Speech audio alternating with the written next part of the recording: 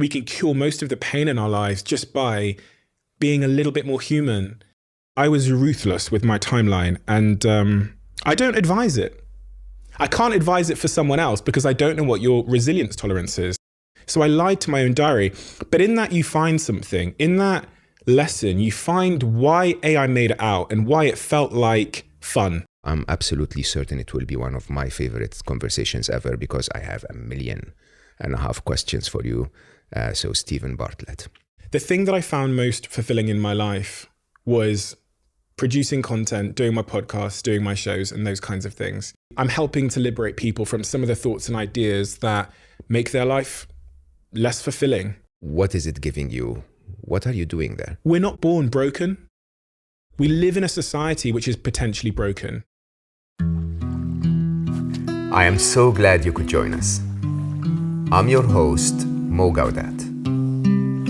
This podcast is nothing more than a conversation between two good friends sharing inspiring life stories and perhaps some nuggets of wisdom along the way. This is your invitation to slow down with us. Welcome to Slo Mo.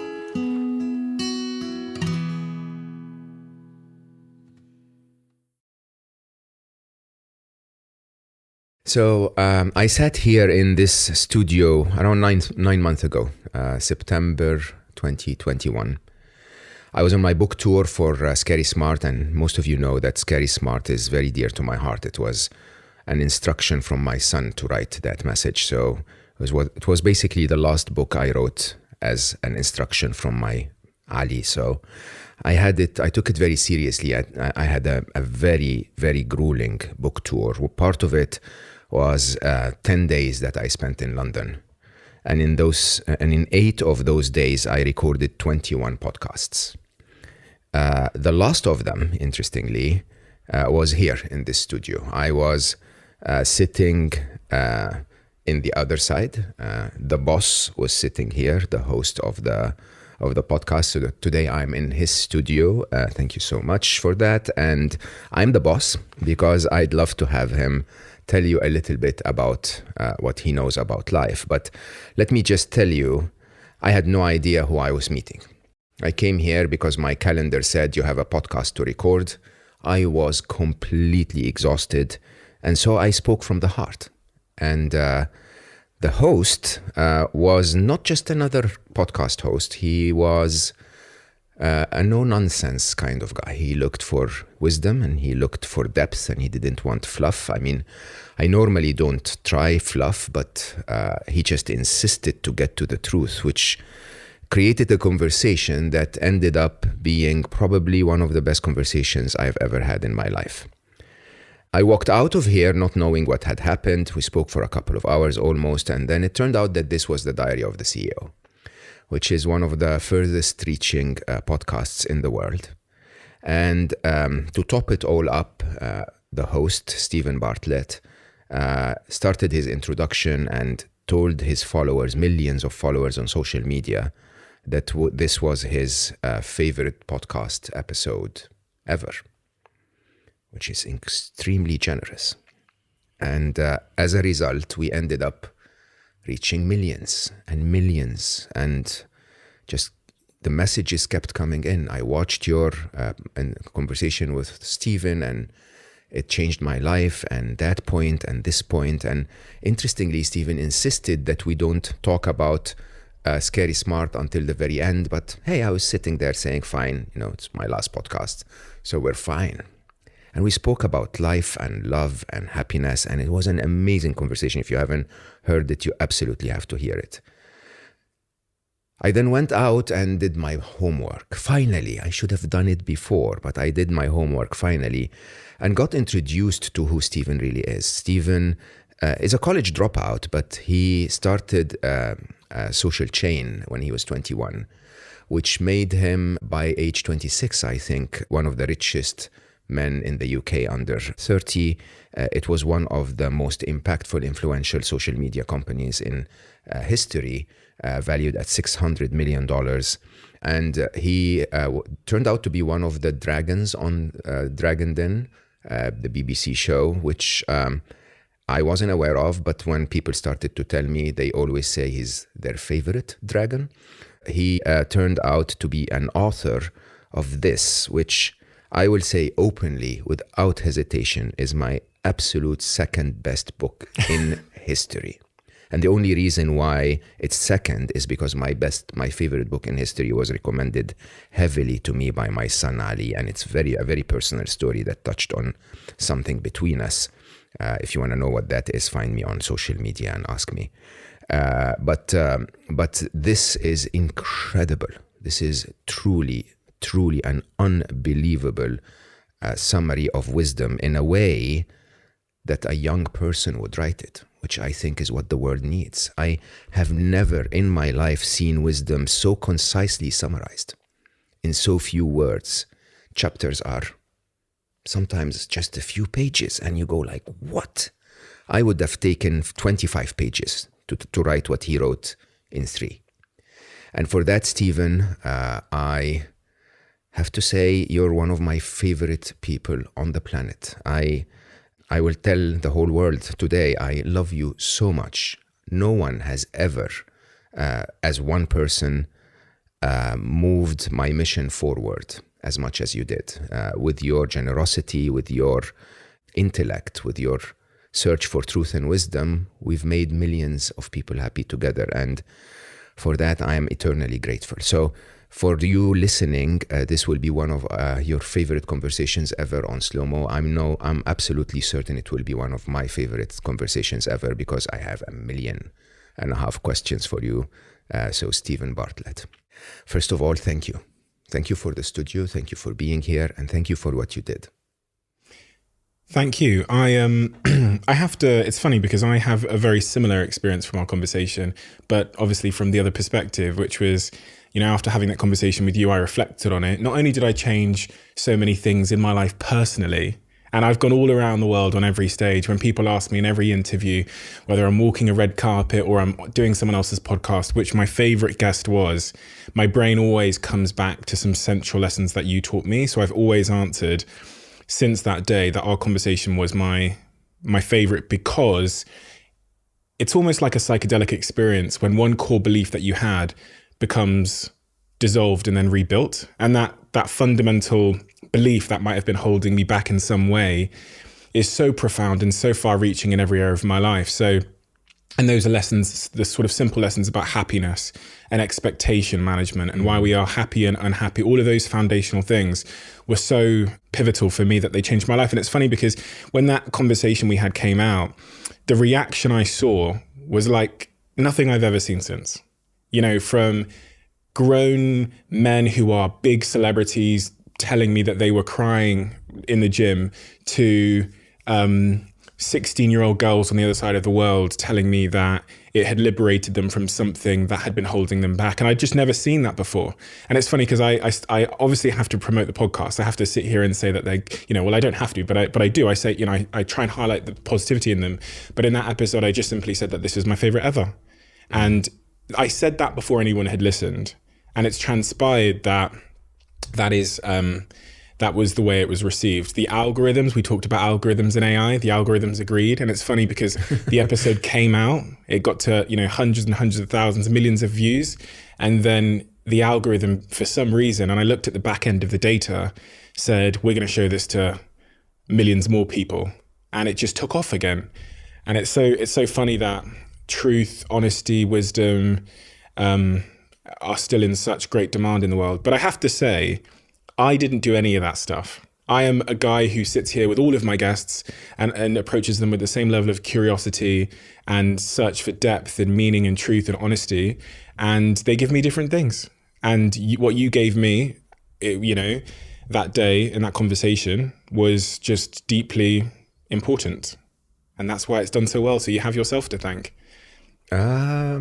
I think we can debate that. We sometimes believe, I think you and I and people like us who work hard, right? We put our mind to something and we get it done. We think that we do things. I found in my later parts of life that sometimes we don't do much at all. Sometimes things are done through us. And I feel that when you and I met, it was quite a bit of serendipity, interestingly. It was like, okay, you know what?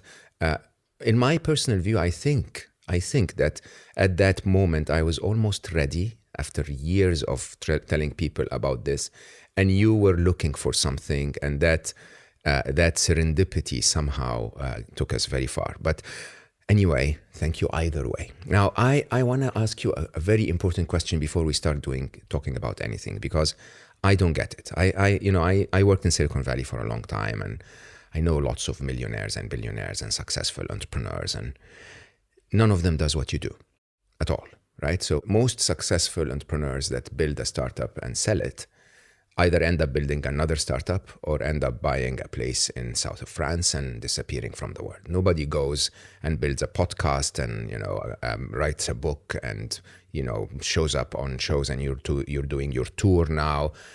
Why? Why do you do how do you choose what next year for Stephen is going to look like? So I think we all have tons of signals in our life and tons of forces which are sometimes conflicting, and they are acting as like a satellite navigation of where we should be going and what we should be doing. And some of those forces are external. Some of them are driven by insecurities, by social expectation. But one of those signals that we all have, all of us, is how we feel. It's a very simple signal. But it tends to be the case, as I've come to learn, that signal is like deprioritized in the context of other signals, which is like social expectation, what my mother wants me to do, what society wants me to do to be considered a success. I think at some point, the signal of how I feel, maybe because of the absence of my parents, maybe because there was the other forces, the other signals, which are sometimes really, really strong in people, wasn't there. I've always, for some reason, I think it was because of the absence of my parents. I think they didn't put a lot of pressure on me because they were so busy, that signal tended to win out from a young age. So when I didn't like school, for example, I would just not go. And the consequences of that choice were not there. They were for my brothers and sisters. But by the time I was of age, but by the time I was a young child, my parents' life dynamic had changed. So they were always working. So I'm this young kid at home who's literally waking up in the morning, my parents aren't there. Going to sleep at night, my parents aren't there. There's no money being left on the kitchen counter for packed lunches. There's no presents under the tree at Christmas. I had this like real immense freedom. So my feeling, how I felt every day became a really strong guiding principle or guiding signal. And that's kind of, I look at my life and I think that's continued. I went to university. I went for one day, didn't like it. People were asleep on the desks. They didn't want to learn business. I did. I never went back. My first startup, the same thing happened. The day that it became, I'd say a couple of weeks in a row, it became really unpleasant. And the signal in me was like, you don't like this anymore. I quit out the blue, even though I had investors in a team. Glass of wine, I quit. I then built a company that now has more than 1,000 employees, generating this year about 650 million in revenue. And during the pandemic, I was sat in Portugal and multiple weeks had passed in a row where I didn't enjoy it anymore. And I quit out the blue. 10 days before we were meant to go, we were booked to go on a fundraise to raise 40 million. I dropped out and I was the fundraiser and I quit. And they said, no, you can't. And I said, yeah, I can. And I quit. And so I think when I reflect on my life about the prism in which I've made my decisions, there's been this ongoing battle with insecurity, which was also present in my childhood. The only black kid in an all-white school. Our street, if you go on Google Maps and put in my address today, you will see this perfect street full of all white people. And then this one house in the middle, which is completely battered, which has the front window on my brother's bedroom, Jason, smashed for 15 years. The grass is at the front of the house about 3 or 4 feet high. At the back, it's about 6 or 8 feet high. The back of our house is knocked down. If you look in the conservatory, you'll see that it looks like a hoarder lives there, because we lived like hoarders. Like there was some rooms in my house, at the back of my house, where you couldn't go in because they were packed to the ceiling with junk from Africa, So I lived and we attribute value of ourselves through the context in which we see ourselves. So the context in which I saw myself, as I talk about in the book, is I was the Nokia in a world full of iPhones. So I thought I was inferior. I grew up with that inferiority complex. So that was always a force in my life, which sometimes nearly risked me buying a Lamborghini to try and validate myself in the eyes of society. But generally, the most powerful force is, how do I feel in the situation? And in the short term, that's a really dangerous signal to be guided by, it seems. But in the long term, being guided by how you feel is, I think, the path to fulfillment and outsized success. because you end up doing things you really enjoy. Then you end up becoming a master in those things. Then the world returns huge value for the fact that you became a master in something. And generally in my life, I'm like really happy, and I've never really understood why. But I think it's because I've been driven by that signal. So at 29 years old, I find myself living a life on my terms, being really financially free, having a wonderful relationship with a wonderful woman, and having constructed a life that I really love. But isn't that dangerous? I mean, I actually completely understand that, by the way. I think, it was documented beautifully in Blink, if you remember Malcolm Gladwell's, the approach of us having shut down our intuition completely, and that those who actually open up to their intuition and to how they feel and surrender to the fact that we enjoy some things more than others, those go further in life. I know that for certain. But that's a very dangerous advice for someone listening, because I can guarantee you some people who are doing this in their lunch break might go like, okay, time to leave, right? So what's the criteria to regulate that a little, to give it a bit of time? It's an interesting thing, because I was that person on my lunch break in Manchester when I worked 10 different call center jobs, probably more than 10, but I could probably name 10 call center jobs I worked, who would go on his lunch break, who would get up and go. I remember working at Swinton's Car Insurance on Portland Street in Manchester, and I remember my birthday was coming up, and I wanted to spend my birthday working on my startup and seeing my friend, and they were like, you can't because you booked in, and I never came back. And I remember doing that over and over again. I was aggressively guided by how I felt. And I said to you, it's dangerous in the short term. Where did that leave me? When I dropped out of university, after not paying any of my halls of residence fees because I dropped out too quickly to get the student loan, the bailiff letters started stacking up. I moved to Moss Side in Manchester. I started shoplifting pizzas because my parents, so this is all the harm I did in the short term. When I dropped out, my parents stopped speaking to me for about 2 years. They didn't send me my student loan because you have to stay in university to get your student loan, it turns out. And I had no other form of income. Because I had no form of income, I got 2 CCJs, and all my credit card companies wouldn't touch me. Even till I was a multimillionaire, they wouldn't go near me. I did so much damage by being that ruthless. But that's why I say when you zoom out, it works out. There is a middle ground. There is a case for practicality with with being guided by your intuition and how you feel. I didn't have that. I was, maybe because I'd always lived without money, I wasn't scared of living without money. And I wasn't scared of discomfort either. And there's this like, if I am to have any skill in my life, if people are to say, how did he do that all of that at a young age? It's because of that aggressive timeline. It's because I wasn't practical. It's because I was willing to go and live in Moss Side and steal Chicago Town pizzas and suffer and wake up every day looking literally in search of change that people had left behind. The amount of days I can vividly remember searching for change. That was my mission that day. Find £1.20 so I can go to Young Dars and get the chips and curry sauce that I loved from across the street. I was ruthless with my timeline, and I don't advise it. I can't advise it for someone else because I don't know what your resilience tolerance is. So I don't know if you'd break under those circumstances. I can only tell you honestly what I did. And then I think it's up to you to understand like what your subjective definition of happiness is, what your risk and resilience tolerance is, and what actually matters to you. Because in your life, you might want to be a school teacher, and that's an equally noble cause. You might want to clean toilets for a living. That's an equally noble cause. I wanted, through trauma or whatever it was, I wanted to be free and to be rich and to be successful and to build great things and to reach my potential in those departments. And that's what I still want. But I just can't tell you how to do it for yourself, unfortunately, because I don't know who you are. So I actually I'm daring enough to say it's a very good idea, honestly. I mean, the fact of life is that all of us go through harshness somehow, and for most of us, it doesn't end up being homeless. Yeah, it's going to be you're going to suffer some discomfort, but discomfort is good for you. What was it really that bad? I mean, when you write in Happy Sexy Millionaire, you sometimes sort of go back to those times and make them feel very romantic, sort of very fulfilling somehow. Yeah, so it's a really good question, because in the moment, it wasn't bad at all. It absolutely wasn't bad. It was the most I've always said I was as happy then as I am now. And I just mean every word of that. I actually feel like the same kid as I was then now. My external environment has changed. If I get out of the car like I did last night, people will come up to me on the street instantaneously. All of that stuff's changed, but none of that actually matters. What mattered then and what matters now is I was pursuing myself, and that's it. And the external circumstances were part of the challenge. And as we all know, if there's no challenge, there's no fulfillment.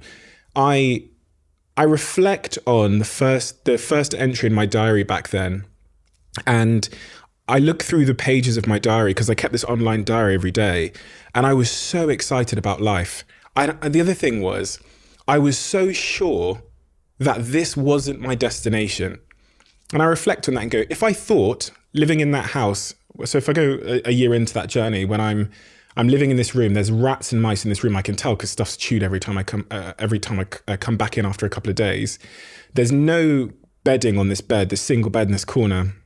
And the landlord is moving me from one property to the next whenever he rents out the property. So I never knew where I was going to live next. But I was taking photos of my environment and my situation as if to document it for a future movie. And you see that in my diary, one of the first pages of my diary, which I've shown on stage many times. I write in the diary, which is a total lie. I write that a production company have asked me to record this journey because they are going to make something like a film or something about it one day. No one had asked me that. I just didn't know how to write in my diary that that's why I was doing it. So I lied to my own diary. But in that you find something. In that lesson, you find why I made it out and why it felt like fun was because it was, in my perception, it was a stepping stone to where I was going. And optimism, the belief that you will make it, is not only conducive with actually making it, but it stops you from falling into the trap of thinking that your reality or where you are now is your destination. And honestly, for me, this was just part of the story. And I knew I was writing the story. People say that, they look in the mirror and they say they've got self-belief or whatever, but that is self-belief, where you're documenting your own suffering because you know that in 10 years' time, it's going to form part of a inspirational story. Do you know what I mean? I don't. I don't know. Honestly, very, very few people do. I mean, the reality is, so I've been privileged. I wasn't the richest person growing up, but, I didn't have to find coins. Okay. On the other hand, I definitely have missed out on that freedom of just following my heart whenever I wanted to. I married my college sweetheart when we were 24. I love her dearly still until today. And so you get that little pruny little child called Ali, and you go like, okay, that's it, not my choices anymore. But I'll tell you, in my older age now, I'm exactly where you are. It's like if my heart feels something, then there is a message there. There needs to be something that's understood there.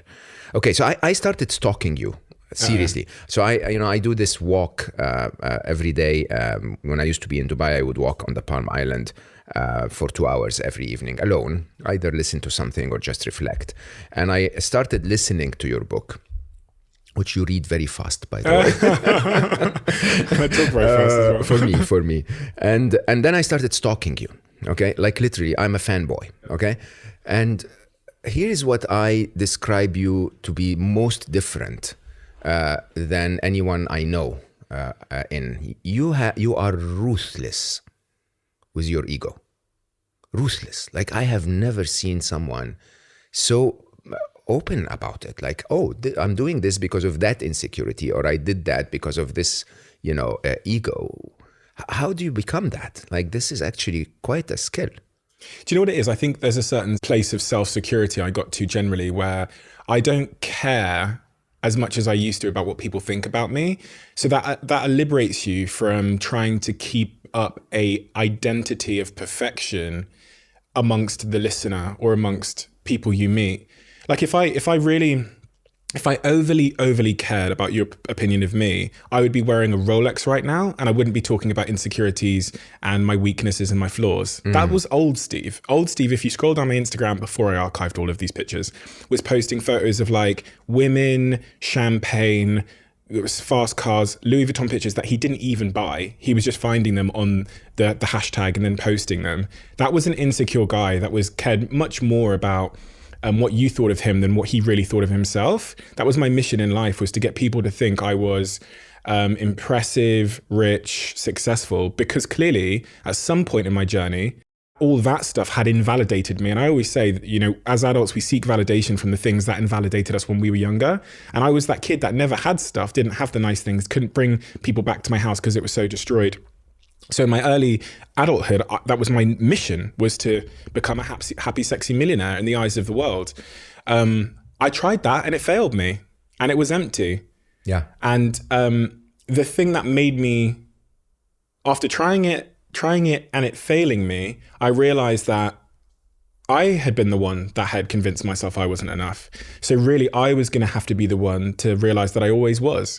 And that really this and I talk about it in the last chapter of the book, which was super interesting. Love that chapter. I'd never figured it out until I started writing that chapter.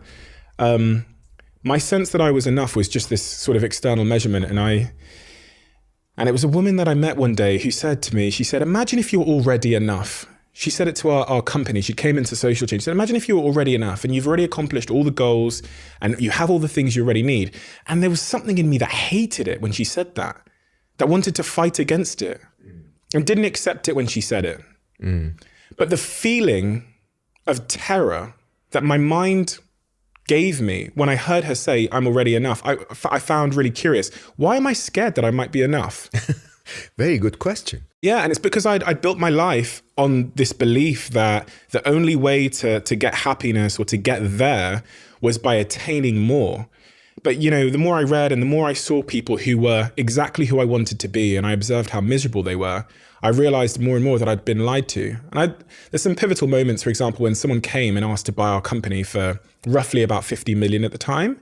And I played that out in my head. Okay, I sell the company. My bank account is now this. I then go and buy this, this, and this. And I literally went on the websites to look at the things I was going to buy. And I got to feel it. And it was this really bizarre, confusing, unexpected sense of emptiness. Looking at this Lamborghini. So well said. Do you know what I mean? It was I totally do. Yeah. Anticlimactic, bizarre, confusing sense of emptiness. Looking at this Lamborghini, being like, and like playing out the reality of that life, being like, I'll get a mansion, but that'll be an hour out of town, which separates me from my friends. Oh gosh, that's a bad idea. Okay, don't get the mansion. And if I get the Lamborghini, then what am I going to do after the Lamborghini? Because, okay, that's a bad idea. And I'm like, so what are you doing all of this for, Steve? 18-year-old, you told you were doing this for the Lambo and the mansion. So what? And then I went through that 6 months of confusion, met a guy who had everything I always thought I wanted. Went to his house and he was one of the most unbelievable. He was the only one in the house other than his security guards. Yeah. Big house, Louis Vuitton room. Yeah. He was the only one in that house, in that mansion on that hill. And he was miserable. I thought, I don't want to be this guy. And it's funny, he took me downstairs and he said some things to me. He said, you know, Steve, sometimes I take myself to a supermarket and I push the trolley around the supermarket and I pretend I'm going to buy stuff just to feel what it's like to be normal. And he goes, I went over my best friend's house, Steve, and they just sit around with their family and they just drink a cup of tea. And he goes, I was really jealous of that. And I remember thinking, I need to stop in my tracks and turn back because he is who I was going to become. Absolutely. And he is misery. I'm sure you get the same question. I frequently get that question as well, even though, you know, most of my money I gave away. But people will say, you can say that because you made it. How do you convince someone who hasn't made it yet? Maybe they're right. Maybe they're right. That. Yeah. Maybe they're right. I think there's something quite important in understanding the perspective that your own privilege or the mountaintop can give you. And you get to see something else from the mountaintop. And so there's always this sense of, I wouldn't say guilt, but there's always this sense of, I don't know.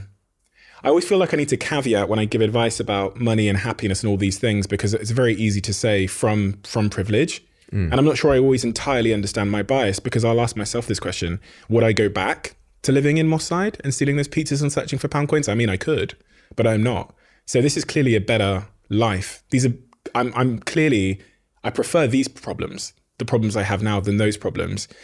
And I remember Naval, who's one of the great sort of thinkers and thinkers on social media, said one day that we can't expect people in deprived countries to take on the responsibility of caring about the environment until they have enough money to feed their kids.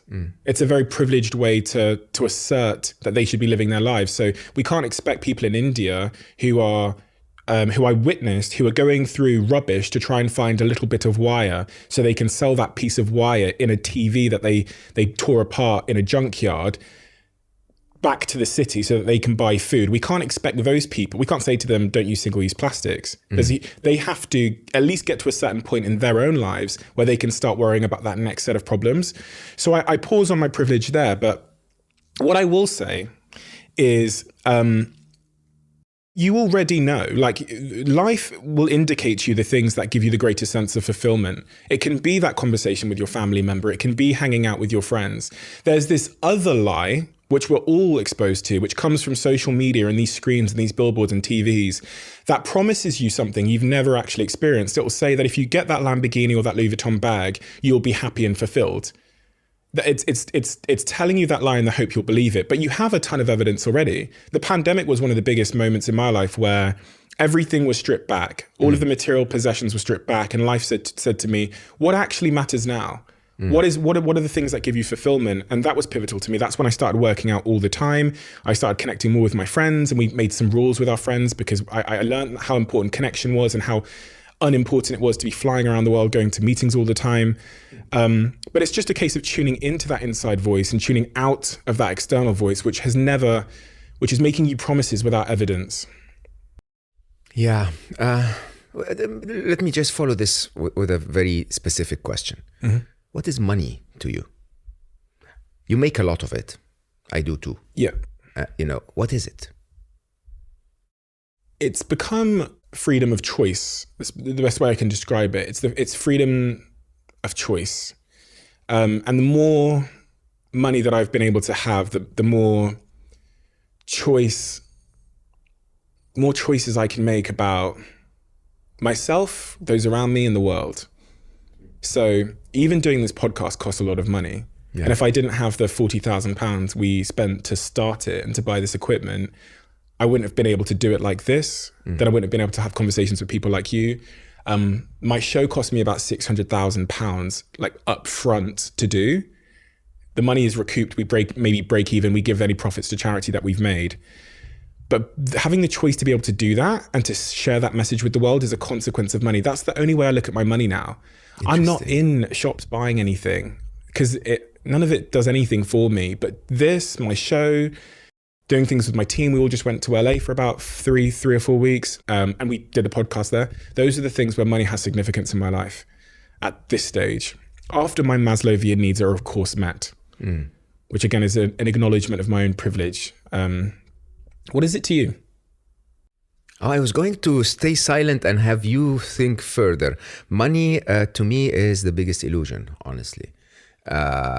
Because all that you've actually described, and I don't mean to disagree with you, you're the guest. Yeah. All that you've described could be done with the abundance of other people's money. I think the reason why you're capable of doing what you're doing is because of how intelligent you are, how committed you are, how passionate you are about what you do. And money is maybe the fourth or fifth ingredient. And interestingly, in a world of business where you and I have raised money before and started businesses, yeah, I believe that if you or I went to someone and said, we're going to start a podcast, they'll probably say, how much do you need? What can I get out of it? But that's not the thing. The thing I look at is money on the other side of it. Money for me is quite an interesting illusion because I'll say this openly. I told you when we spoke last time, I had so many cars and I'm an engineer. I made cars with my own hands. I love cars, right? And I still today, I own one car, an Ali's car. And I still today look at cars and I go like, oh my God, I should buy one of those. Okay? Almost every other hour of every day, right? And it's quite weird, huh? Because in an interesting way, I know I don't want to. In an interesting way, I know it's not going to make me happy. In an interesting way, I know that the car I keep, a 2004 model, is my absolute favorite car ever made. So why am I going through all of that, right? And it's quite an illusion. And it's an illusion to me is a challenge. It's like something that you need to solve, right? Something that you need to do something about. Never really figured it out. I wrote a few chapters on the topic, but never really figured it out. Why do we want it so much? I mean, in that case, is it conceivable that there is still two narratives going on at all times in us? And one of those narratives is from me, because I do the same thing. You know, I've said that a few times, that I will still have moments where I will convince myself that I want to buy a Rolls Royce. Yeah. And I will go on and I'll pick the colors. Crappy cars, really. I mean, honestly. I don't even have a driving apologies license to anymore. Rolls Royce, but they're not much better than BMWs or any other cars. Where am I going to park it? I have a driver. Where am I going to? I don't know. I'm not going to drive. I don't have a driving license. I'll convince You don't myself, have a driving not license? right now. I don't know. Interesting. No, I'll go online. I'll look at a Rolls Royce. I'll convince myself I want to buy it, and then I'll send it to my team. And they go, "What are you going to do that for?" I go, "Yeah, sorry." I'll just drop it. But so I asked myself what that was. It's that narrative still exists in us. That narrative that those things will make me happy. My childhood traumas are still have some force on me, but there is a counter narrative which fortunately is stronger. And it's just a scales. And all of our people think that once they realize something, they attain a piece of wisdom from listening to us talking, it will kill the other narrative. No, it's just like scales. It just adds a little bit more force to one side of it. So there's always going to be an ongoing battle. I think that's important, because if you don't realize that your belief system is a contradiction and that there are always usually two forces in every belief you have, then you can be surprised. So I'm well aware that all of my insecurities, as they relate to my relationships, my money habits, and other parts of my psychology and insecurities, are still there. I only hope that there is something stronger. And that awareness allows me to win that battle even more, because I go, I know what that is. Usually, the moments when I want to buy a Rolls Royce, I can kind of analyze the emotions around that moment and find what the trigger was that made me feel like I wanted to go buy something to show off. What would be a typical trigger? Might go on Instagram and see someone else has it and be like, oh gosh, I need to make sure the world knows I'm richer than them. You know what I mean? It might be that kind of thing. And then you go, well, that's ridiculous, you know?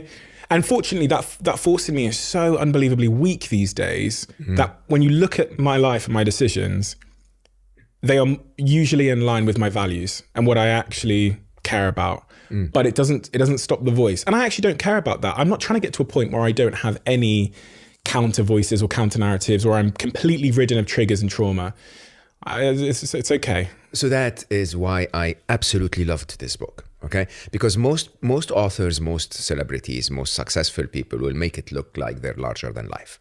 Yeah. Okay. There seems to, and my message to the world openly is, we're all full of holes. You know, we're completely. Most of us are completely messed up and lost. Right. That life is so complex at multiple layers that yes, you ascend and you go to a certain point, and then you go like, okay, I figured something out that I didn't know when I was 20. But I still have so much more to figure out. And most people looking from the outside in, they go like, oh no, you know, Stephen has it perfect. You know, everything, he's always so well dressed. He's, you know, fit and athletic. He speaks so well. He's successful, rich and famous. But it seems to me that you're going through that constant search. You're like constantly looking at you and saying, no, more work to go, more things to improve. 100%. I mean, in every aspect of everything I do, I'm so far from anything that would resemble even great, I think. So I was going to say perfect, but I'm a million miles from that. And perfect is completely unattainable, but I'm not even close to great on most things that I want to be great at. And it's this ongoing battle of like, do my best today, analyze why I fell short of my best, try and do my best tomorrow. And this podcast has been a really unbelievable aid in that, because I get to meet people like you and they get to add a little bit more belief and evidence to one side of that scale. And hopefully, if I can even make a marginal gain on those things I care about, which could be how I treat people, how I approach my work, how I approach my relationships, how I approach my fitness and my health, if I can even make a 1% marginal gain from a conversation I have, then that for me is success, because success to me in those situations is progress.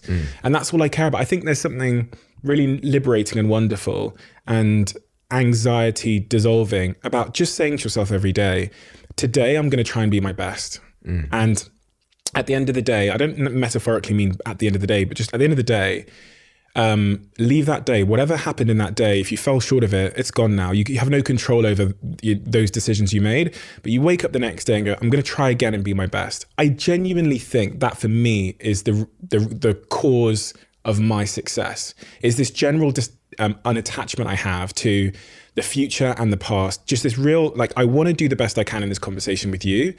And I might not. I might walk away from this conversation and go, I could have done better. But I don't care. It's gone now. I will try and then make the next thing I do the best. And I don't wallow in regret or distress about the mistakes I made or whatever.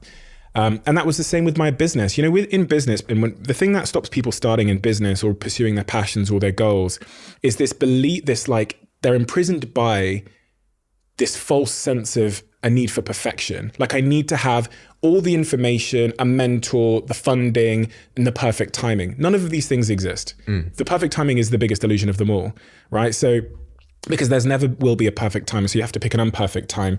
And then that cripples them into procrastination, where they make no decision. For Steve Bartlett, 18 years old, who knew nothing, including what the word entrepreneur was, there was a challenge I wanted to solve in the world, and I opened up my computer, opened up PowerPoint, and started trying to design a website on PowerPoint just by using the little boxes and circles they give you. And I did that for months. And then, okay, someone said, I'm going to need money because I'm going to need someone to build this. I went on Google every day and just tried my best to find an investor, send email, send LinkedIn message. A very, very simple way to approach life. If you approach it as, I need to climb Mount Everest, procrastination. You'll never do it. You'll be plagued by fear and evidence of your own inadequacy. If you think, I just need to move this pebble today, and then I'll wake up tomorrow and move one more pebble, and then I'll do one more step, things become a much more attainable. And that's what I think my mind has always defaulted to, which is the way to climb Everest is just one small step at a time, and sometimes one imperfect step at a time. Sometimes you may even step down a little bit. Oh, you might fall back down, and that's okay. That's life. You might go the wrong way, and you might have to turn around. But that for me is central to. I see it so much in people, and it's actually watching the reason why people don't chase their goals and their dreams that made me realize that in me, which was I've never seemed to care so much other than about, like, what can I do today and how can I do it at my best. I think that's the absolute best path through life. One thing that blew me away was your chapter when you spoke about you don't have to be even perfect at any of the things that you do. Yeah. On the mathematics of that, like, are solid. Tell us a little bit about that. Yeah, well, I'm considered to be a very successful business person in this country. I'm on Dragon's Den. You know, I'm, a lot of people, you know, have a very high opinion of me as a business person. But when I look at, like, what I'm actually good at in business, it's not very much at all. And then I started reading about this idea of skill stacking and looking at some of the world's greatest in their industries, whether it's Steve Jobs or it's Cristiano Ronaldo, and none of them are the best at anything. And people might go, well, what do you mean? Well, if you look at Cristiano Ronaldo, he's not the fastest player in the world. He's not the best header in the world. He's not the best striker in the world, the best defender in the world. He's not the best passer in the world. He's definitely not the best free kick or penalty taker in the world. But he is the best player in the world, according to many. And so how is that possible? And it's kind of like a mathematical equation that if you are just in the top 10% at a bunch of things, if you're in the top 10% at 6 things in a village of 1 million people, mathematically, you're actually the best in the village at those things combined. And the thing that really makes people genius in the world is when they have complementary and unique skills in their industry. So the reason why in my industry, and the reason why Gary Vaynerchuk over in America are considered to be the rock star entrepreneurs, you know, of like our age or whatever, is because we both had a few unique and complementary skills in our skill stack. For me and Gary, we were the entrepreneurs that weren't the most successful, weren't the richest, didn't have the biggest companies, but we both ran marketing agencies. And what that meant was in our skill stack, we know how to use social media to extend our own voice. And the other part was public speaking, which me and Gary both have. Most CEOs don't know how to use social media to build an audience of 5 million, or in Gary's case, 20 million people. So although there's better entrepreneurs, the ones that are held up as the rock stars have that in their skill stack. They're not the best entrepreneurs, but they're considered the best because of that one unique and complementary thing in their skill stack. And I really reflect on that because, you know, in the US, it's Gary. Over here, a lot of people will say that it's like me or Ben Francis. And again, that's an incredibly important thing because I'm really bad at most things in business. My maths is bad. I can't spell. Operationally, I'm bad. But I have a few complementary things in my stack that I've really lent into. And those have defined me. Speaking, sales, psychology. Yeah, it's all I've needed. It's a humble view, but it's also a very confident view. It's quite an interesting way of looking at it. I have to admit, with my career, and I've met, worked and met with some of the most interesting, successful people on the planet. Yeah, the ones that were highly specialized and very good at one thing were almost the worst. I mean, they were very good at that one thing, but they really, really never could manage to manage the ever-changing life. And I think that's a very comforting message to a lot of people. You don't have to be number one at 6 things to be number one at all of them. You just have to be, good enough at 6 things to be number one at all of them. I think that's a really, really interesting way. I'd lean into the thing that makes you unique as well. I worked in Silicon Valley for a long time, and the greatest entrepreneurs and most successful people in Silicon Valley aren't the ones that can code. They are the ones that can code and then have the unique and unexpected skill of also being able to galvanize teams and speak publicly. So not only can they build great things and explain the technology, they have this really unexpected thing that you don't expect to see from people who sit behind computers writing lines of code, which is they can inspire people. That's in many cases what Steve Jobs was. He wasn't the best technically at all. That's what Steve Wozniak was there for. But what he had in his skill stack, vision, which he lent into, and he had art, which was, again, what entrepreneur does a typography class? Yeah. And, as I've been told by people that worked with him, he was the worst people manager. I know that for sure. Yeah. They put him in his own building. I got told he got put in his own building, and only people that could tolerate him could work in that building because he was so unbelievably bad at people management. Yeah. So it's quite interesting actually that in my vision or my understanding, I never worked with Steve directly, but I worked with many people that did. He basically was so good at some things that compensated for how bad he was and he spoke about that even later in his life, and about the idea of he could have done things easier if you want. You refer to your, so we're now talking about we're going to be recording my next book, about my next book, That Little Voice in Your Head.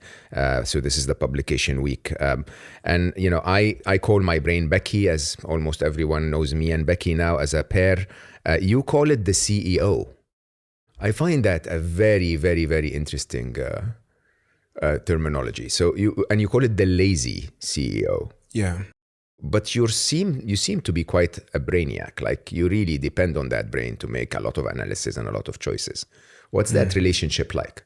Yeah, I've had Professor Steve Peters on this podcast, and he talked to me about the chimp. And I think that's really what I was describing. It's the part of your brain that makes quick decisions based on very little evidence, but is doing it ultimately because its job is survival. Yeah. As opposed to thriving. It wants you to survive. And you have to understand when that lazy CEO or that chimp in your brain is making those decisions in the modern world, because in the modern world, most of the things we face aren't a risk to our lives. But that part of our brain that helped us get here and that prolonged the lives of our ancestors long enough so that they could have kids and they could have kids and then they could have me is still at work every single day. And it's still trying to understand threats, risks, and how to stay connected to my tribe to help me to reproduce myself.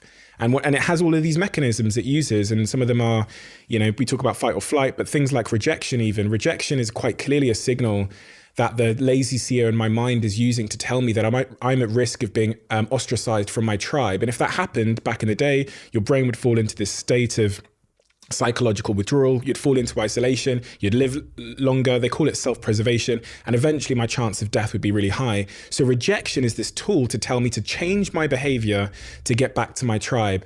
And it's the same as what I talked about earlier when I said about I thought I was inferior because of the context I saw myself in. The lazy seer in your brain will see 3 TVs on a shelf in an electronics store, and it will assume that the cheap one is not good and the expensive one is too fancy, and it will pick the middle one. And it's using context to attribute value. Same with menus on restaurants. They've done these tests a million times. If you put a really expensive steak, a Wagyu, A5, whatever, then you put a medium one, and then you put a bottom steak, no one picks the bottom one. Nobody picks the top one. They either. don't want to pick the top one. Yeah. They pick the middle one. That changes when you remove either the bottom one or the top one.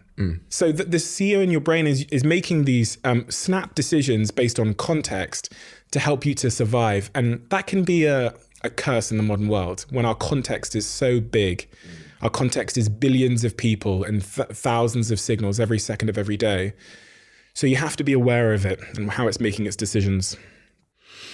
Which takes me to the most confusing part about you, because you're a very serious marketeer. You know what you're doing. You're a social media sensation, and yet you're actually quite genuine, which in an interesting way got me to sit down and consider. I mean, I have an issue with social media, and it's clear because I don't invest much in it. I feel it's a little bit fake, and like you rightly said, I'm one of those CEOs, if you want, that are not really using that skill in their skill stack. Okay, and the reason I say that to myself is like, yeah, it's not real. I prefer to be in person in front of people and so on and so forth. But the truth is, I'm lying to myself. I should probably put a lot more effort in my social media and do it better. You, on the other hand, are quite you. Like, people who know you like I do personally will say that's actually him. No fake stuff, no, exaggerated anything, no, pictures, filters or whatever. Is that possible at all in the world we live in today, to actually be genuine and reach millions at the same time? Yeah, I mean, so you said earlier, I should probably be doing more social media. The question my brain asked is why?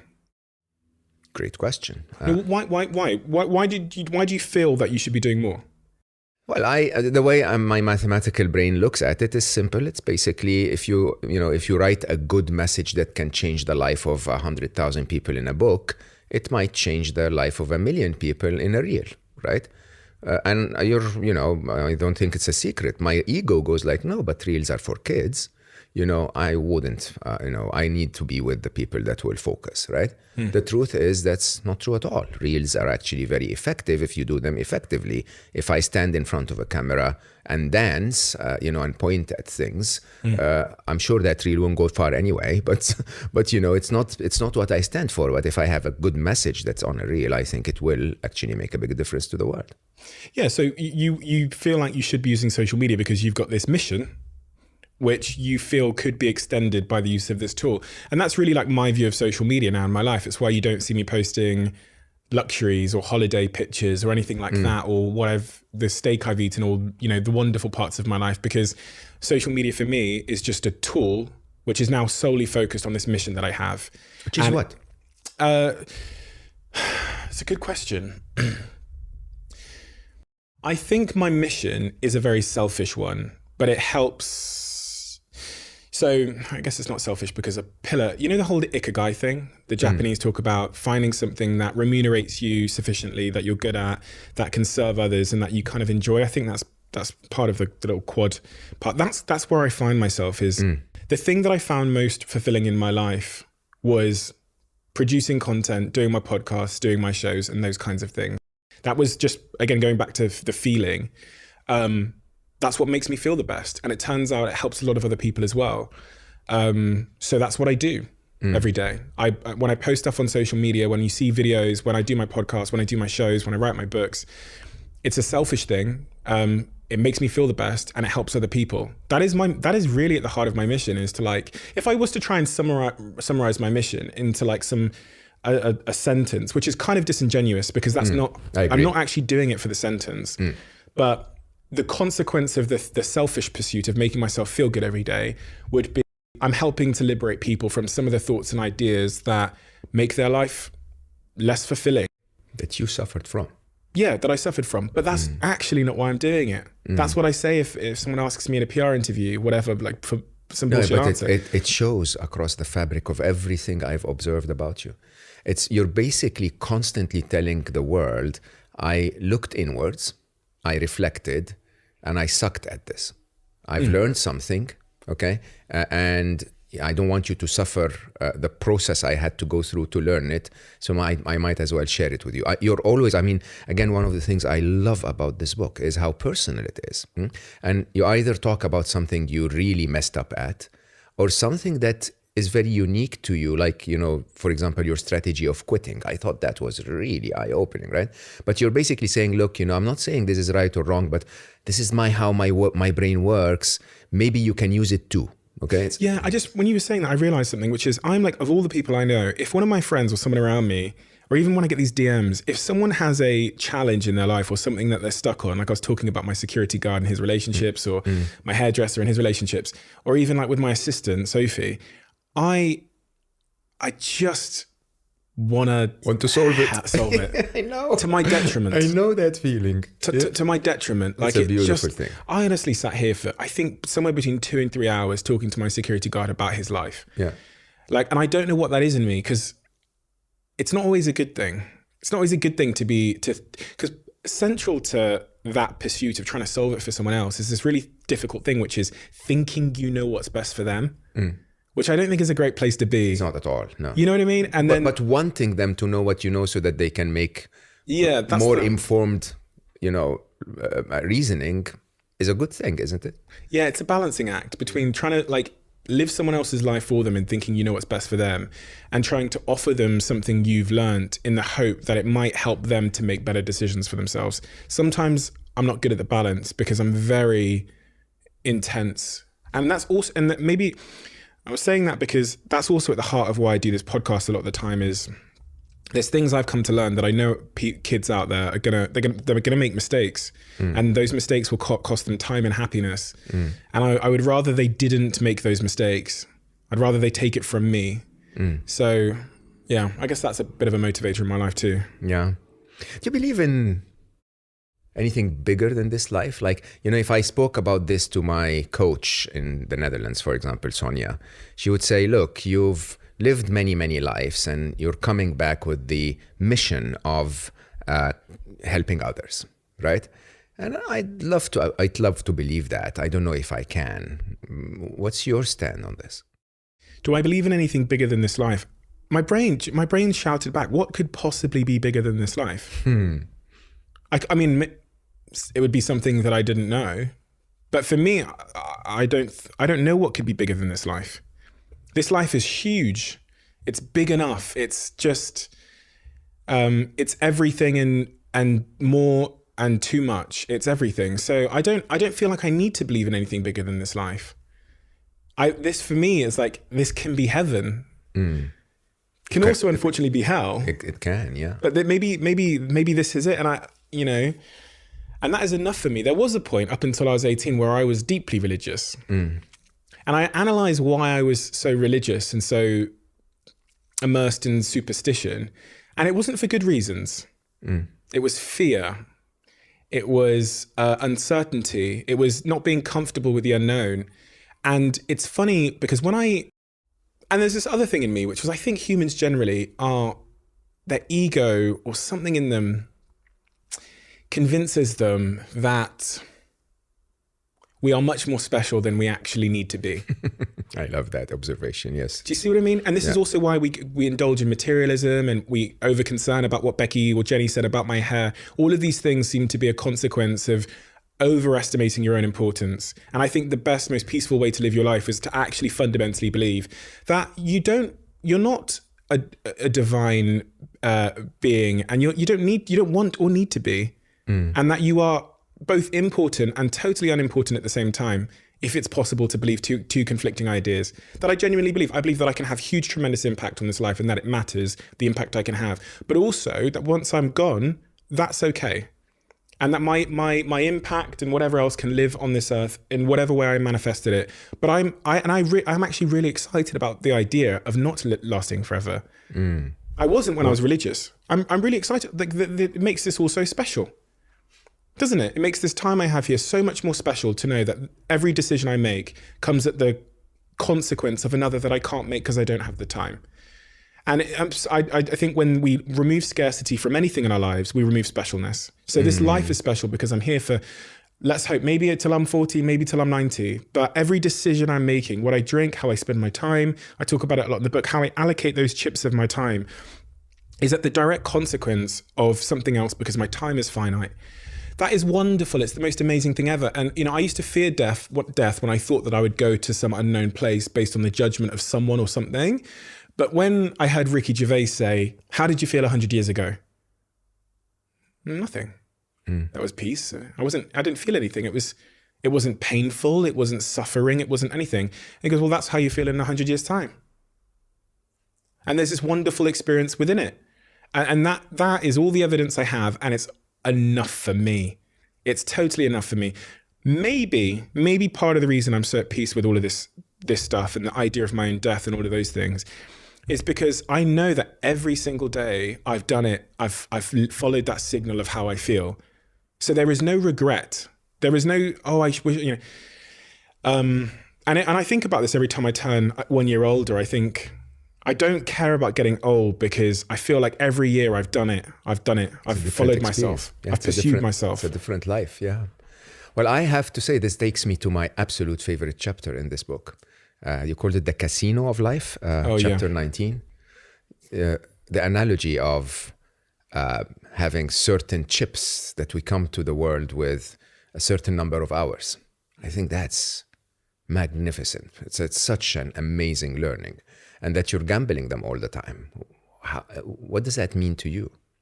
Yeah, so I mean, the interesting thing that I reflect on, especially understanding your story, is we never get to see how big the chip stack is, which is another factor which I probably should have expressed more in the book.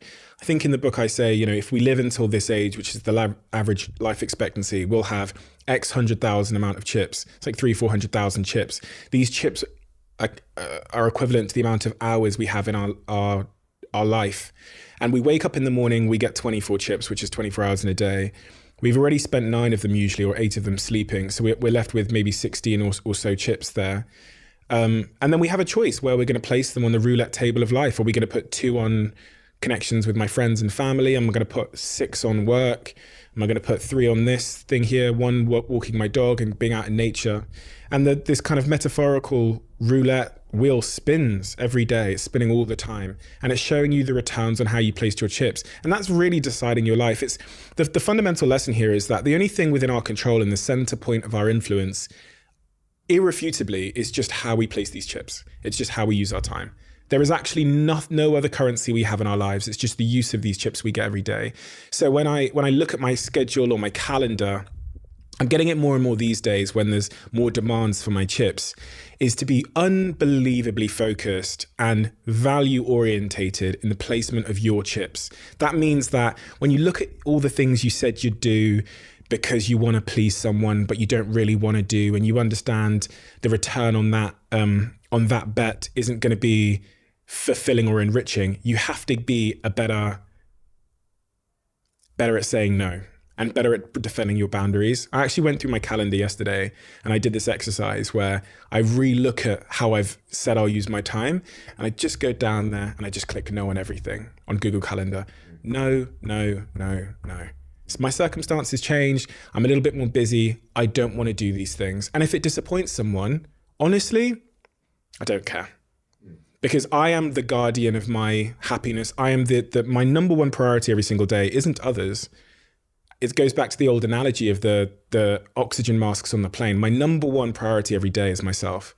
Secondary to that, providing I've achieved that objective of taking care of self, of enriching self, then I'll have so much to give to others. But if you get that balance wrong and you people please and you don't have boundaries, you will collapse and have nothing to give to others. You'll fall into depression, anxiety. So I go through my calendar, I go through my life, I look at how I'm allocating my chips, and I make sure that the return on them is in line with my values and my fulfillment as I know it to be now. And if it's not, then I have to take those chips back and place them elsewhere. So interesting. When I read this, what came to my mind was that we're actually born millionaires and then we become poorer and poorer over life. You're born with, if I remember your calculation correctly, it was 500,000 active hours if you live to be 80. So there you go. You start life with 500,000 of those. and then you start wasting them. You start, and the question is, if you put two of them on swiping on Instagram, was that the better use for them? And by the way, what did you exchange that for? Maybe if you put those two behind insecurity. Yeah, right. That's like a really badly placed chip, isn't it? Absolutely. Because you used two of your chips, and what you got back was feelings of insecurity and negative comparison, and you feel like shit now, and you now need to go spend 3 chips getting surgery or your hair done, which is going to cost you even more. It's a really bad placement of your chips. And I love what you said there, because it made me think something else. When you said we're born millionaires, I thought about a kid running around. Yeah. He wakes up in the morning with his 16 chips that he's got left, and he just runs through the world doing whatever he want. Play out in the garden. Absolutely. I'll go connect with my friend. I'll go pick this thing up and try and bite it and chew it and then bend. Like, that is someone that's placing their chips with a certain sense of intuition and self autonomy that we can only be jealous of. Then we become adults and we don't even have much. We've given up choice about how our chips are placed. So we end up going to jobs we hate, going to networking events that we think we have to be at, go see the in-laws that I hate and swan around their barbecue for 6 hours. Well, I mean, to start, I'm very grateful for the 2 chips you've given me. So thank you for that. Oh, no, really, but that actually really leads me to my last 2 questions, and then I'll give you back the rest of your chips. As I got older, Stephen, I felt that perhaps the best places to put those chips on is to play, which is to live really, and to love. And I find, once again, as I stalk you, that you're it, right? Millionaire in your 20s, fit, handsome, funny, smart. If I was gay, I would date you for sure. Okay, but you have, honestly, the opportunity to be with any woman you want, right? And yet you speak about love so preciously. You really love. You want to have one person in your life. You want to have that deep connection, and you go out of your way to make it work. That puzzles me a tiny bit. Again, compared to all of my rich and famous friends, you seem to have made a very different choice. So where is it coming from? What is it giving you? What are you doing there? It goes back to a lot of how a lot of my beliefs are formed. Pretty much all of my beliefs have been formed by evidence. Sometimes the evidence is wrong, sometimes it's right, but all of our beliefs are centered on evidence. So, and that's a very subjective form of evidence. So something I've experienced has led me to believe that the correct answer is X, and I hold that to be true. And so my evidence is I went out there and I tried the opposite. I tried being with, multiple partners, having multiple girlfriends, tried dating and all of those things. And when I weigh that up in terms of the fulfillment I got back as a dividend from that choice, it doesn't compare to the fulfillment and the sense of home and foundation you can get from being with one person and committing to them. And it's something I've definitely battled with, because going back to the idea of scales, it's not a thing where today I no longer think about other women, or I don't have a glance at some point at a beautiful woman or whatever. That's not reality. Of course that still happens, but I have, on that side of the scales, the evidence clearly tells me that is not going to get me what I'm looking for from my life, which is that really intrinsic deep sense of fulfillment. So I'm able to every day make the correct decision, which is in line with my values and in line with my fulfillment. And that's it. And I also know that this is a very binary decision. Like, you can't have both. Mm-hmm. You can't have both. You can't, if you want a committed relationship, it comes at the expense of running around being single, dating people, going to nightclubs, partying and being reckless. You can only have one. And again, this is what makes life special. In fact, this is actually what makes relationships really special, is because they come at the expense of something else. Like having a 6-pack comes at the expense of waffles every day. I love waffles. I love that example. Yeah. But I have to choose. once, and it's in fact the choice. If there was no choice, there would be no specialness. So I used to... hold on. Don't rush through this, because this is one of my favorite things I've ever learned from you. So the idea for our listeners, again, from Stephen's book, is the reason why a six-pack is valuable is because it requires sacrifice. Right? Yeah, it's the way we value things in our modern world, the reason why a Louis Vuitton bag appears to be something that everyone wants to have is because people will know that you paid a few £1,000s for it, right? Yeah, exactly. So there is a value behind something. And now what you're saying is that the value of commitment is a feeling of home. Is that, you sacrifice all of the partying and fun. Yeah. And it's everything that you invested to have that relationship is the specialness of it. All the things you had to say no to. And the analogy I talk about in my book was something I stumbled across in my research, which was jugglers. I love that example. Yeah, it's been 14, you said, yeah? Sorry? 14 balls, yeah. So the scientists are pretty sure that the maximum amount of balls that a human being can juggle is 14 balls because of gravity, the size of the human hands, how the balls form. No one's ever been able to juggle more than 14 balls ever in the history of time.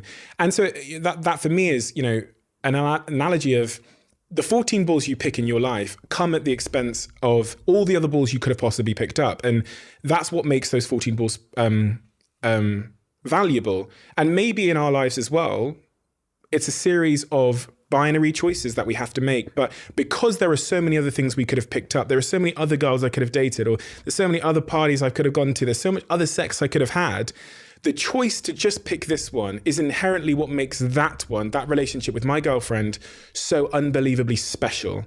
It's the decision we've both made, because I'm sure she could have been with a lot of people as well, to be with each other. That makes it so special and so worth fighting for. And there is, I had to also get rid of this idea of of having the best of both worlds, which is really shitty advice. Because as it relates to being in shape, as I said in the book, I love waffles. If I could eat waffles every single day and have a six-pack, I would. But then two things would happen.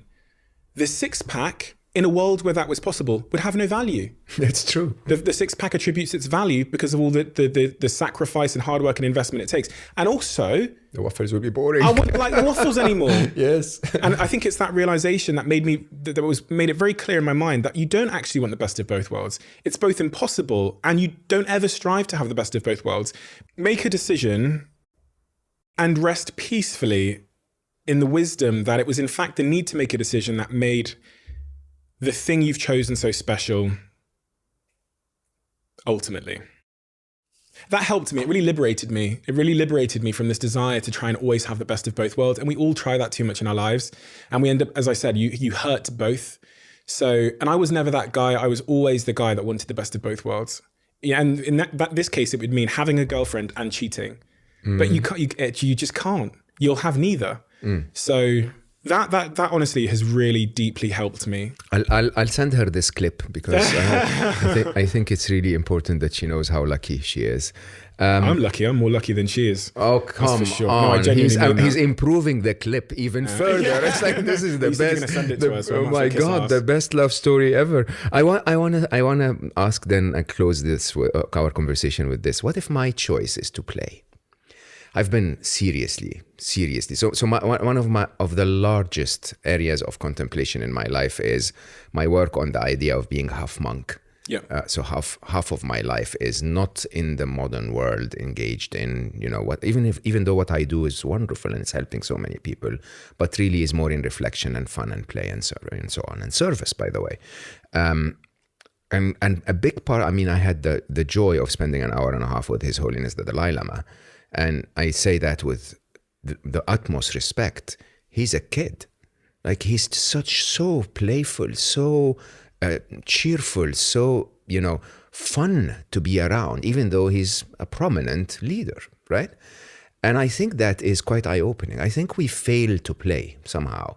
As you and I rush from place to place and, do so many things and record and write and achieve and speak and, what's that in your life? What do you mean by play? Do you mean, please be specific about like, because I want to make sure that I'm answering this question properly. Playing is exactly what you mentioned about that child, which is allocating 17 of your chips to something that has no return expected at all. Flowing with the game, being competitive, being silly. My brain goes, well, it does have a return then. There is an ROI from that. And there is an ROI from solitude, from walking, from playing video games.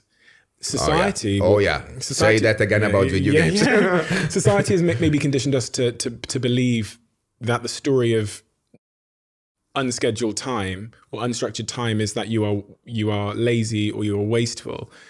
But I don't believe that's true. I think that's a consequence of a society that rewards productivity and like busyness for the sake of busyness and total optimization of every minute of every day.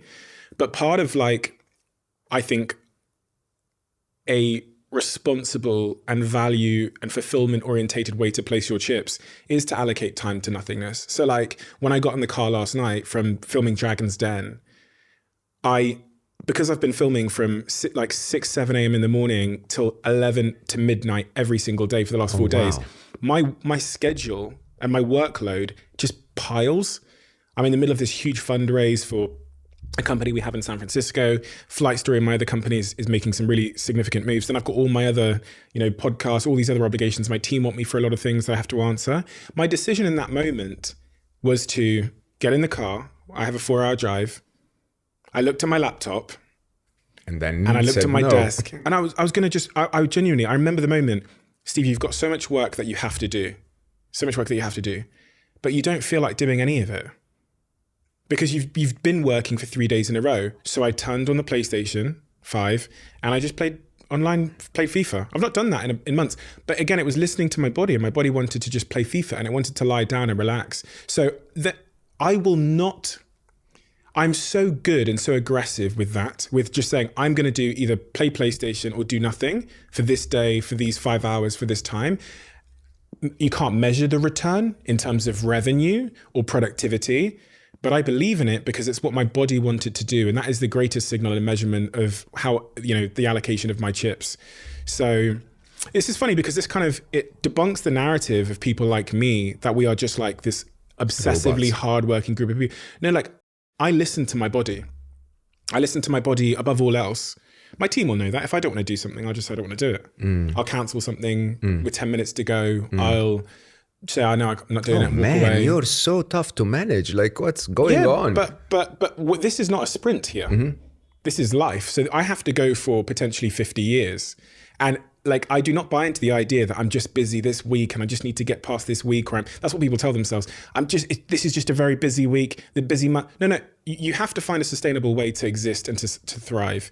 So when I look at sustainability, that means that I'm going to have to be as diligent with time off and nothingness and just, I'll lay here and learn how to DJ or do whatever I want. And also with my work commitments. I think I get that balance fairly well, to be honest. And I know it's frustrating to people that work with me because sometimes I can be a bottleneck for them. But honestly, if I don't do it, the long-term adverse consequence is a bigger I will bottleneck. be depressed. I will be I will be lost. I won't have, you won't want that person. Yeah. So yeah. You call it going back to human? Is that how you called it? Yeah, the journey back to human. The journey back to human. Yeah. Which I think was the most beautiful part of what you speak about, which is the idea of I need more than all the modern world is telling me.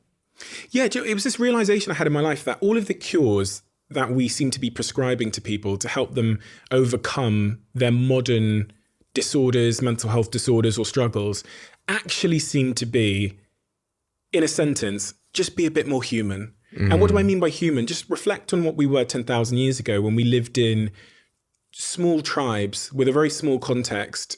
We lived in nature. If we wanted to eat, we had to do exercise. We exercised naturally because it was the only way to move around. We ate things that grew in the ground and ran on legs. We drank a lot of water instead of sugar. So when I think, and we had a lot of time of stillness and in nature. And if you look at how people lived in those days, it's everything we prescribe to help cure ourselves today. So I think at some point in our technological and industrial revolution, we took a wrong turning and we started to prioritize the wrong thing. And it's funny, meditation, eat better, exercise more, connect with your friends, even things like buying a pet. These are all things that are just inherently human. So it's funny because it's quite a controversial idea that we can cure most of the pain in our lives just by being a little bit more human. And again, I love that because it's not complex. It's not something you have to be prescribed by a doctor. It's not some 17 tricks and tips to overcome your anxiety. It's just a case of being who you're actually designed physiologically and psychologically to be. And so, yeah, like that's always the answer for me. When I'm feeling, you're getting those signals, some of those signals are anxiety, or, you know, you might get depressive symptoms or other feelings of emptiness.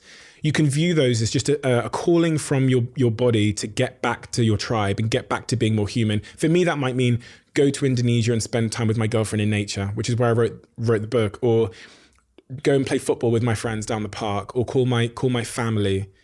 And those always seem to be the cure, or just, you know, spend some time listening to my music, or go out to the park or play with my dog. The simplest things tend to be the cure for the most complex things.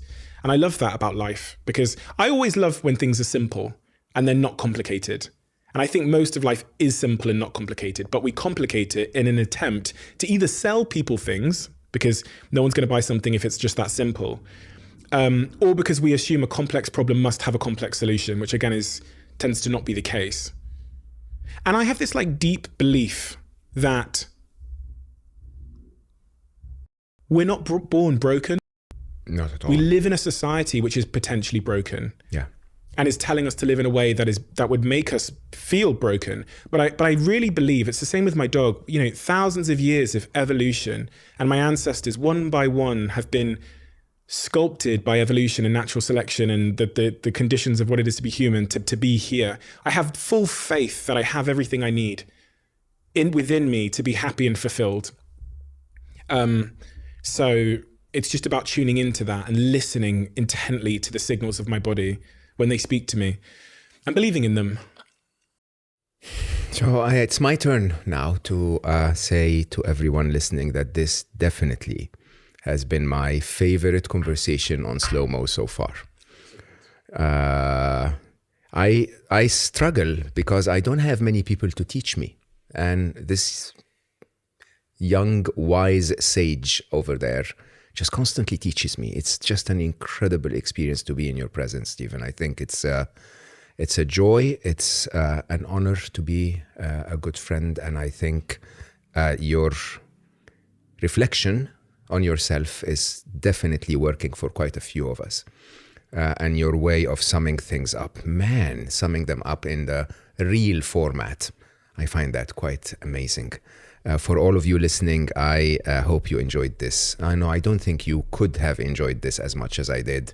I'm fanboying here and, you know, sitting with someone I really admire.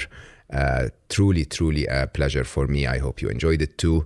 If you have, tell others about it, because I think it's definitely a conversation worth spreading. And yeah, at the end of it all, I think the answer truly is to actually go back to being human, which is what I constantly repeat to you at the end of every podcast. Regardless of how busy you are today, there's always a tiny bit of time to slow down.